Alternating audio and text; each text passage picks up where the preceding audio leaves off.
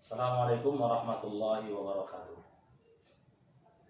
Anak-anakku sekalian, khususnya di kelas 11, yaitu 11A dan 11C.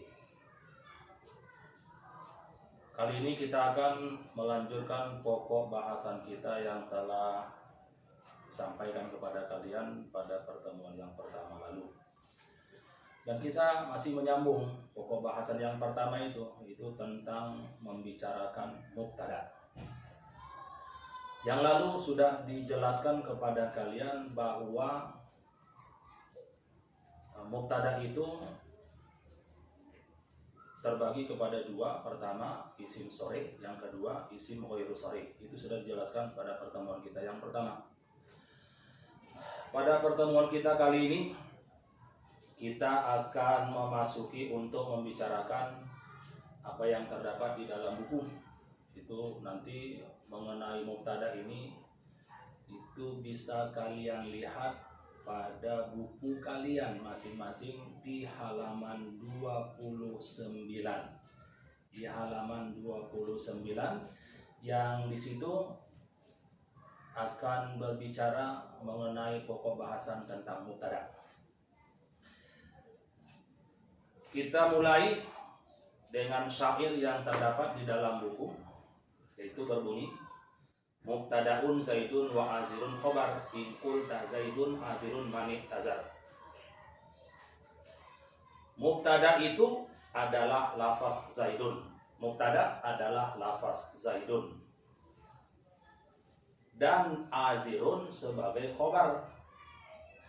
Ketika kamu mengucapkan ingkulta, ketika kamu mengucapkan zaidun azirun manik tazar, ketika kamu mengucapkan zaidun azirun manik tazar, ini contoh, zaidun azirun manik tazar,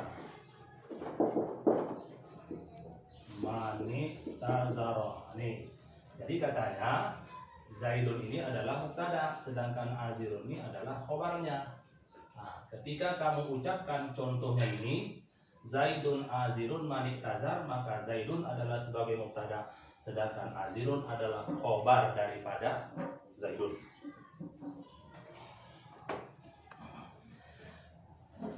Ini adalah merupakan salah satu dari dua macam mubtada. Nah, ini contoh ini yang kita kemukakan ini adalah merupakan salah satu dari dua macam mubtada.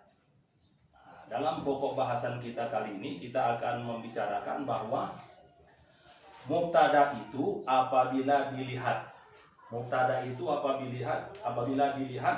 dari segi ada dan tidaknya mubtada. Dari segi ada dan tidaknya mubtada, maka mubtada itu dibagi menjadi dua macam. Ini apa? Ini adalah pembagian mubtada dilihat dari segi ada atau tidak adanya khobar. Ada atau tidak adanya khobar bagi mubtada. Karena yang tahu kita tuh bahwa yang disebut namanya mubtada, ya berarti ada khobarnya. Tetapi di dalam bait ini dijelaskan kepada kita bahwa mubtada itu dilihat dari segi ada atau tidaknya khobar. Ada atau tidaknya khobar, maka mubtada itu terbagi kepada dua macam. Pertama disebut namanya, ya, ini bagian pertama disebut namanya satu ya, mubtadaun lahu khobarun. Nah, berarti bagian pertama adalah apa? Merupakan mubtada yang memiliki khobar. Berarti ada khobarnya. Yang kedua, ya, mubtadaun lahu, ya, lahu fa'ilun. Fa'ilun, mubtada yang tidak memiliki khobar tetapi hanya memiliki fa'il, dan fa'il itulah yang mencukupi khobarnya. dengan disebutkan fa'il, maka mubtada itu sudah tidak perlu lagi untuk disebutkan khobarnya, maka disebut mubtadaun lahu fa'ilun. Kalau ini mubtada yang memang harus punya khobar. Ini bagian pertama ini dia. Ini mubtadanya, ini khobarnya. Sedangkan yang kedua ini adalah kalimat mubtada yang dia hanya cukup dengan menyebutkan fa'ilnya saja tanpa harus menyebutkan khobar. Mubtadaun lahu fa'ilun. Nah, jadi untuk yang pertama ini mubtadaun lahu khabarun, ini dia. Zaidun azirun maniktazal. Nah, itu bait yang pertama. Lalu bait yang kedua selanjutnya, kita lihat pula, kita sambung untuk bagian yang kedua mubtadaun lahu fa'ilun. Wa awalun mubtadaun wasani fa'ilun awana fi asarin zani. Wa awalun mubtadaun, kalimat pertama adalah mubtada. Wasani, dan kalimat yang kedua adalah fa'il. Kalimat yang kedua adalah fa'il yang mencukupi, maksudnya yang mencukupi mubtada tanpa menyebutkan khobar. Jadi katanya apa? Kalimat yang kedua adalah fa'il yang mencukupi mubtada tanpa menyebutkan khobar. Dalam contoh asarin zani, ini contohnya. Contoh mubtada lahu fa'ilun. Ini contohnya asarin zani. Ini dia. Ini asarin, ini kalimat asarin itu menjadi mubtada, sedangkan zani adalah menjadi fa'il daripada kalimat sarin. Isim fa'il nih sarin. Nah, ini mubtada asarin nih, ini zani jadi fa'il. Maka disebut lagi ini contohnya apa? Mubtadaun lahu fa'ilun, mubtada yang memiliki fa'il, di mana fa'il itu sudah mencukupi mubtada sehingga tidak perlu lagi disebutkan khobarnya. Nah, tentu ya, kita lihat selanjutnya ada syarat-syarat yang harus dipenuhi ya. Ada syarat-syarat yang harus dipenuhi agar mubtada yang hanya memiliki fa'il ini ya baru diperbolehkan dia. Jadi dalam susunan ya, pada susunan kalimat asarin zani ya, dalam susunan kalimat asarin zani itu mubtadanya berupa isim sifat yang tentu didahului oleh istifham. Nah, itu isim sifat. Jadi untuk mubtada bagian yang kedua ini artinya apa? Mubtada yang yaitu hanya memiliki fa'il dan tidak memiliki khobar ya. Itu mubtadanya itu yang menjadi mubtadanya itu haruslah berupa isim sifat. Haruslah mubtadanya itu berupa isim sifat. Nah, isim sifat itu mencakup ya. Isim sifat itu mencakup ya, apa saja isim sifat itu? Isim sifat itu satu apa? Isim fa'il. Dua, isim maf'ul. Ya kan? Nah, yang ketiga sifat. Ya. Sifat musabbahah. Ya. Lalu yang keempat itu adalah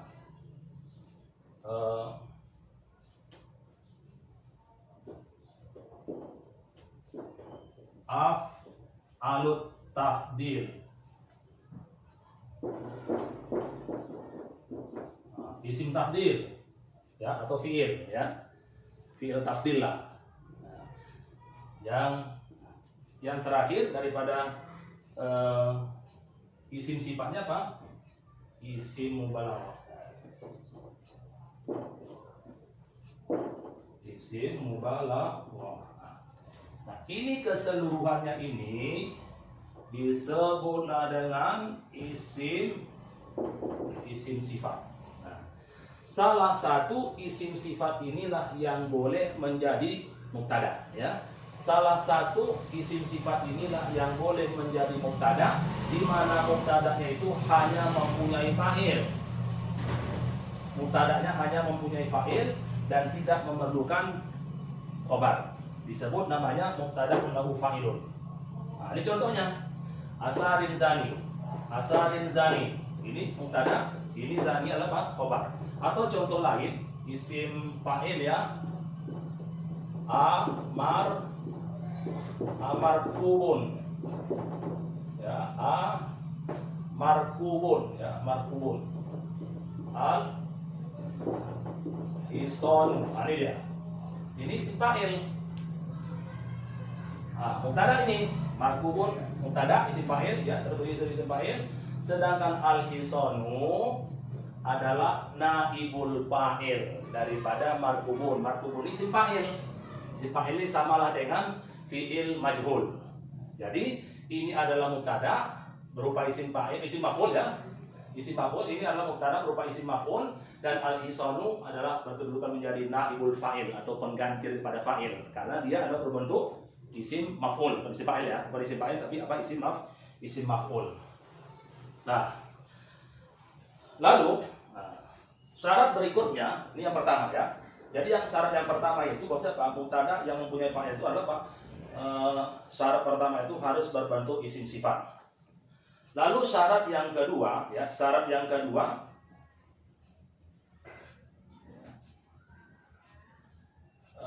isim sifat itu harus ya, isim sifat itu harus bersandar kepada istifham atau nafi. Isim istifham apa? Isim sifat ya. Nah, isim sifat ini harus bersandar pada istifham atau nafi. Nah, istifham ini maksudnya apa? Apakah huruf istifham atau isim istifham? Kalau ini kan huruf. Nah, ya. Ini huruf istifham nih, A. Kalau selain huruf boleh juga, boleh. Ya, kaifa. Ini ya, contoh. Kaifa jalisun. Nah, ini isim sifat. Ya. Nah, ini isim sifat. Ini isim apa? Ini isim istifham, nah, bukan isim sifat ya. Ini adalah apa? Ini huruf istifham, sedangkan ini adalah huruf kan? Isim istifham. Ini dia mubtada'nya. Karena didahului oleh istifham. Kaifa jalisun. Nah, ya. Az-Zaidani. Nah, ya. Nah, ini dia. Itu menjadi fa'il. Nah, ya. Jadi tidak masalah. Apakah yang terpenting dia itu apa? Yang terpenting dia isim sifat itu yang menjadi mubtada itu harus didahului oleh istifham, itu yang pertama. Apakah dalam bentuk huruf istifham atau dalam bentuk isim istifham. Yang kedua harus didahului oleh nafi. Ya, harus didahului oleh nafi. Didahului oleh nafi. Nah, apakah didahului oleh huruf nafi seperti ma, ya, qaimun, nah ini ma qaimun, nah, ya, az-zaidani. Ini. Nah, ini dia. Ini qaimun itu mubtada lahu fa'ilun. Ini huruf nafinya, ini fa'ilnya. Atau boleh juga didahului oleh isim nafi, ya, bukan huruf ya, ini huruf, ini isim. Isim nafi itu apa? Ghairuha, ya. Qaimin, ghairu qaimin az-zaidani. Nah, ini ya. Ghairu qaimin. Nah, ini mubtada'nya. Nah, ini mubtada'nya. Ini mudhafun ilaihi. Ini az-zaidani apa? Fa'il daripada ini. Ya, fa'il daripada qaimin. Itu adalah merupakan isim nafi. Ya, nafi tapi berbentuk isim ataupun fi'il nafi. Ataupun fi'il nafi. Kalau fi'il itu apa? laisa qaimun az-zaidani. Nah, ini dia laisa. Nah, itu kan fiil nakis namanya kan ya. Tapi nafi tidaklah kan gitu ya. Nah, jadi ini merupakan apa? Fiil nafi. Sedangkan ini adalah isim daripada laisa. Kan asalnya mubtada. Nah, ini isim laisa. Sedangkan dia apa? Ini fa'il. Fa'il daripada qaimun. Nah, itu yang kedua. Jadi syarat yang kedua maksudnya apa? Isim sifat itu harus didahului oleh istifham ataupun nafi. Serta yang berikutnya yang ketiga adalah apa? Bahwa isim sifat itu merupakan sebagai fa'ilnya itu dalam bentuk isim zahir. Dalam bentuk isim zahir ataupun dalam bentuk dhamir munfasil. Jadi yang dirofakkan ini apa? Isim zahir. Ya, yang dirofakkan itu adalah bentuk isim zahir ataupun dalam bentuk dhamir munfasil. Ini contohnya asarin ya, asarin antuma, asarin antuma. Nah, ini dia fa'ilnya. Ini mubtada tadi. Ini dhamir munfasil. Boleh ya. Nah, itu yang ketiga. Artinya apa? Yang dirofakkan oleh isim sifat itu yang menjadi fa'ilnya boleh dalam bentuk isim zahir dan boleh juga dalam bentuk dhamir munfasil. Serta yang terakhir syaratnya yang keempat adalah bahwa mubtada yang hanya mempunyai fa'il itu adalah apa? Dengan menyebutkan kalimat rofaknya atau dengan menyebutkan fa'ilnya, maka susunan kalam menjadi sempurna. Ini adalah contohnya. Ini sudah sempurna ya. Dengan menyebutkan yang rofaknya ini dia, maka susunan kalam itu sudah menjadi sempurna. Baik. Itulah merupakan syarat-syarat di mana mubtada lahu fa'il itu yang harus dipenuhi. Yang pertama itu harus terdiri daripada isim sifat. Yang kedua didahului oleh istifham atau nafi. Yang ketiga merupakan isim zahir ataupun dhamir munfasil. Serta yang keempat dengan menyebutkan yang rofaknya atau yang marfu'nya atau dengan menyebutkan fa'ilnya itu, maka sempurnalah susunan kalimat mubtada itu sendiri. Nah, untuk kali ini itu saja dulu. Yang terpenting itu kalian catat baik-baik di buku catatan kalian sehingga kalian mempunyai pegangan, dan nanti ketika kita bertemu ya ada sesuatu yang kurang jelas, kalian bisa bertanya lagi kepada Ustaz untuk lebih jelasnya. Demikian. Assalamualaikum warahmatullahi wabarakatuh.